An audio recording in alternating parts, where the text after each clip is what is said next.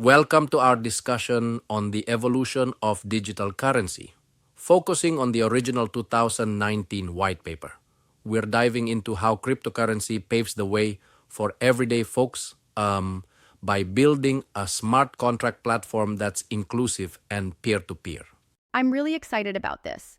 So, we're basically talking about a world where money isn't controlled by giant banks, but rather by everyday people, right? Exactly. It's a fascinating shift.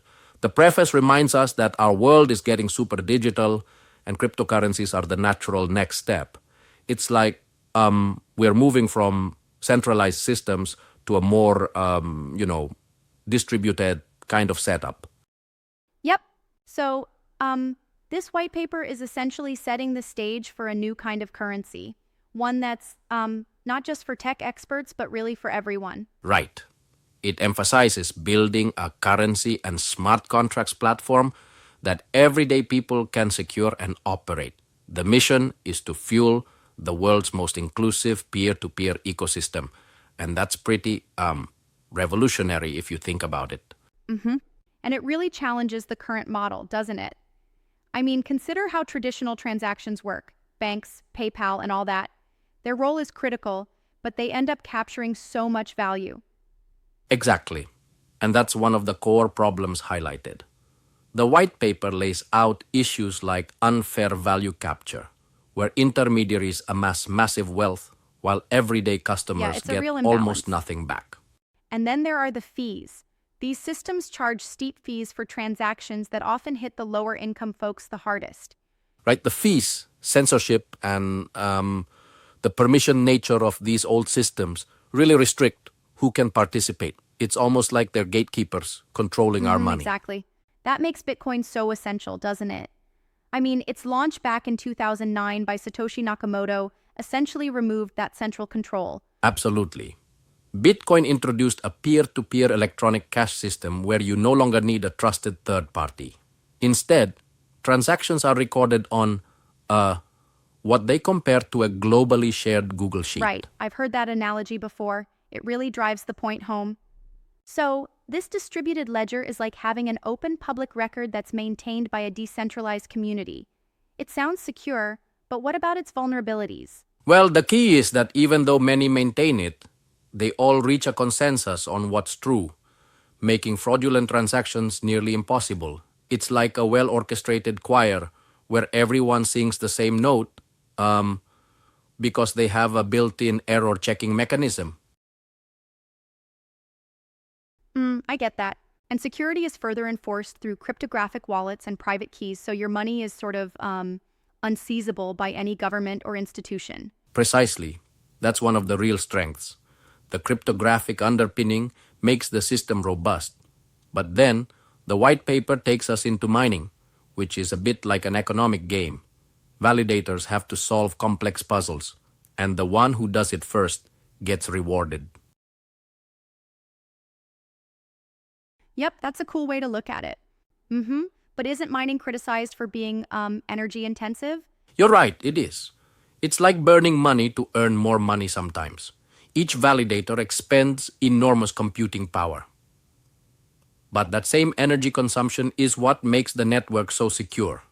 It's a trade-off between security and efficiency.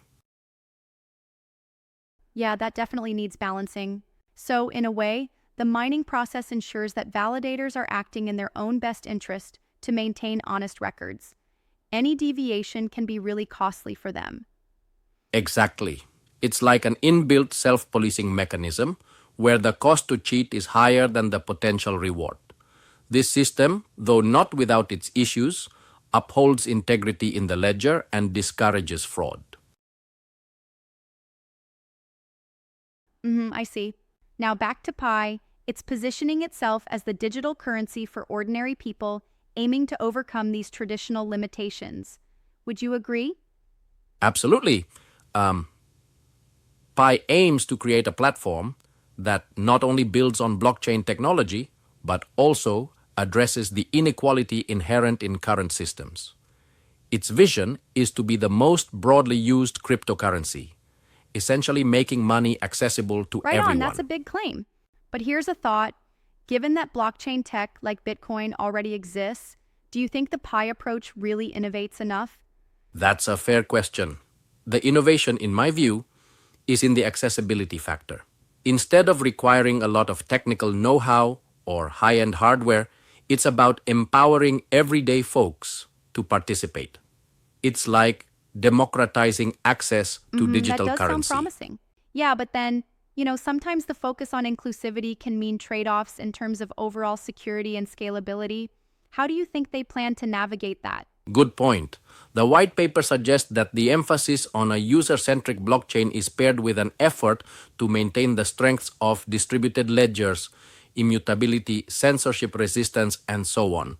But there will always be a balance to strike. True, balancing those aspects is definitely tough. Speaking of ledger benefits, there's also the idea of atomic transactions and smart contracts. What do you think about that angle? Oh, that's really exciting. Remember, with smart contracts, you're not just relying on legal enforcement, but on code that executes automatically, making transactions trustless and efficient. It could revolutionize sectors like real estate through escrow automation. Yep, that automation is a game changer.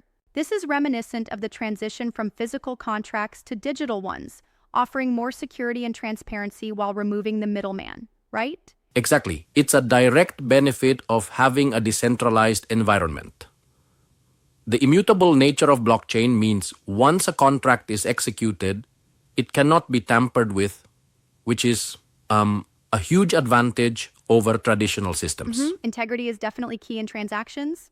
And then there's the whole discussion about mining again, solving puzzles to secure transactions.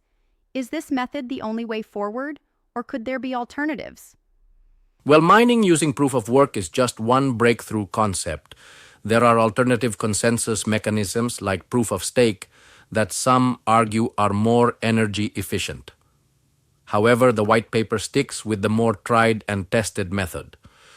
It's like relying on proven security, even if it comes with trade offs in energy use. Right, though I might challenge that a bit. Given today's technology, perhaps a hybrid approach could serve better? I mean, with innovation constantly evolving, it seems a bit rigid to stick only with proof of work, especially considering environmental concerns. That's a valid critique and one many have raised. But consider that the original white paper was from 2019, and back then, proof of work was pretty much the gold standard for decentralized security. It's all about context and the intended balance between innovation and stability. Context really is everything. So, rolling it all together, the Pi white paper is basically laying the groundwork for a digital currency that overcomes the centralization, fees, censorship, and privacy issues of traditional finance. Absolutely. It sets out an ecosystem where everyday people can partake in creating and using digital money with all the benefits of distributed ledgers and smart contracts, while also acknowledging the inherent challenges That's what makes of it the so current interesting. systems. It's almost like they're saying, look, the future of banking doesn't have to be centralized and oppressive. It's about returning control to the people. Exactly. And the choice of language in the white paper, especially the analogy of a globally shared Google Sheet, is brilliant in its simplicity. It demystifies a complex concept, making the idea of decentralized consensus more That relatable definitely to helps bridge regular the gap folks. between tech and everyday understanding. And also, the benefits like unseizability and immutability of transactions offer a sense of security that traditional financial systems sometimes lack. Right on. There's a clear push towards making value transfer more secure and less susceptible to censorship or state intervention. It's a paradigm shift that invites us to question how we've been handling money for centuries. Absolutely, it's a revolution in the making. Considering everything we've discussed, what do you think are the future implications for global finance if systems like this take off? I think if cryptocurrencies like Pi truly achieve widespread adoption, we could see a significant democratization of financial systems. It might reduce the disproportionate wealth captured by intermediaries and empower That individuals kind of shift worldwide. could, level the playing field. Yet, we must also remain cautious. there will always be challenges regarding scalability and regulatory acceptance. True, every new technology has its growing pains. While this white paper showcases an inspiring vision, it's not a magic bullet, more like a roadmap that invites iterative improvement as technology evolves. Fair enough, it's a balanced perspective. It certainly got me thinking. This could really transform our entire approach to money, making it truly global and, well, just more human-centric. Absolutely. And it's exciting to see how these ideas continue to evolve. With more innovations and critics driving the conversation, the future of digital currency holds Right, endless indeed. possibilities.